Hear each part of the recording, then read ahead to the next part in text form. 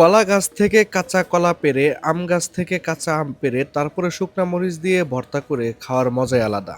আসসালামু আলাইকুম। পড়ন্ত দুপুরে চারপাশ গরম আবহাওয়া, প্রচন্ড রোদের মাঝেও মনে হলো আজকে কলা আর আম ভর্তা খাবো। প্রথমেই ছোট ভাইকে নিয়ে বেরিয়ে পড়লাম কলা পাড়ার উদ্দেশ্যে। আমরা চারপাশ ঘুরে দেখছিলাম কোন গাছের কলা ঝুলে আছে, সেখান থেকে কলা নেওয়ার ইচ্ছা আছে। কিছুক্ষণ খোঁজাখুঁজি করার পরে আমরা পেয়ে গেছি একটা কলা গাছের কলা ঝুলে আছে, সেখান থেকে বেশ কিছু কলা আমরা নিয়েছি। কলা নেওয়া শেষ হলে আমরা ছোট্ট একটা আম গাছে উঠে পড়ছি, সেখান থেকে বেশ কিছু আম আমরা পেড়ে নিছি। আম এবং কলা সবকিছু আমাদের পাড়া শেষ হলে সবকিছু একসাথে নিয়ে এখন আমাদের ভর্তা করার পালা। সবকিছু একসাথে নিয়ে প্রথমেই এগুলা ভালো পানি দিয়ে আমরা সুন্দর করে ধুয়ে নিলাম। সুন্দর করে ধোয়া শেষ হলে এখন সবকিছু আমাদের কাটার পালা।